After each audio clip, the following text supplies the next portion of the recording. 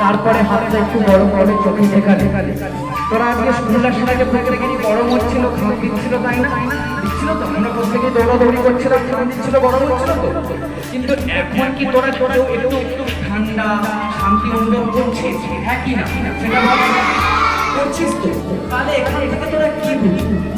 আমাদের দেহ মন সমস্ত কিছুকে যদি শান্ত করতে হয় তার জন্য কিন্তু এই যোগব্যায়ামের দরকার আছে, বুঝতে পারলে?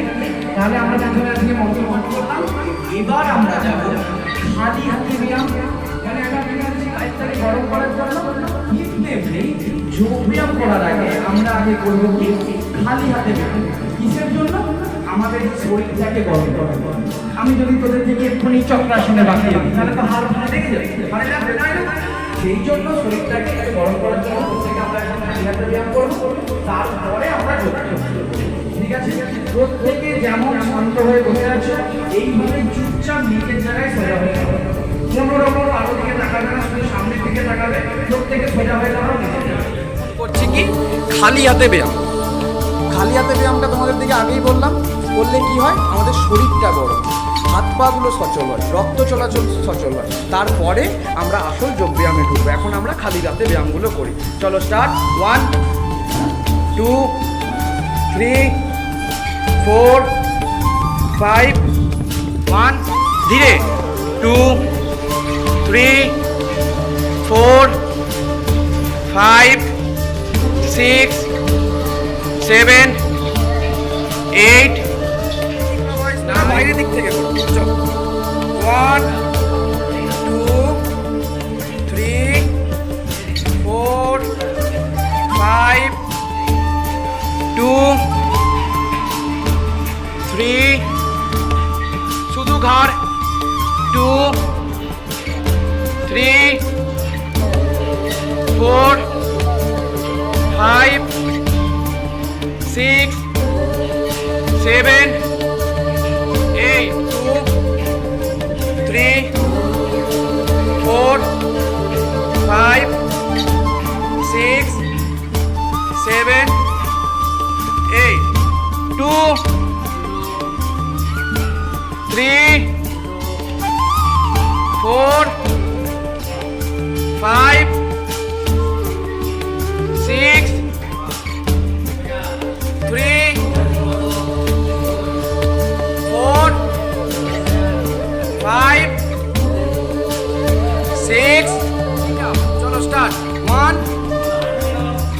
এসে নাক কপাল একসঙ্গে ঠেকানোর চেষ্টা করো, পাটা সোজা রাখার চেষ্টা করো। 2 2 শুয়ে পড়ো। 3 কপালটা ঠেকানোর চেষ্টা করো। 2 3 থাকবে। পায়ের বুড়ো আঙুলগুলো টান দাও। প্রত্যেকে হাতের সামনের আঙুলটা তর্জনীটা ধরো, মধ্যমাটা মাটিতে ঠেকাও, পিঠ সোজা করো, পিঠ সোজা করো। প্রত্যেকে চোখ বন্ধ করো, সামনের দিকে তাকাও। আমি 10 কাউন্ট করব, ততক্ষণ পর্যন্ত প্রত্যেকে থাকবে। বজ্রাসন।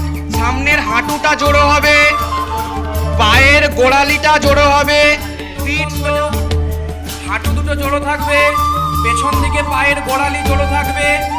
এটার নাম কি? বজ্রাসন। আমি অনেক দিন আগে বলেছিলাম, মনে আছে? অনেক ব্যায়াম আছে, অনেক যোগ আছে, একমাত্র এটাই হচ্ছে সেই আসন যেটা খাওয়ার পরে করতে হয়। বাদবাকি যোগাসনগুলো কিন্তু প্রত্যেককে খাওয়ার আগে করতে হয়। এটা কেন খাওয়ার পরে করতে হয়?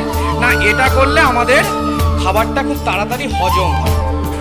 প্রত্যেককে 10 কাউন্ট করবো। চোখ বন্ধ করে হাত উপরে নমস্কার করে সামনের দিকে ঝুঁকে পড়ো।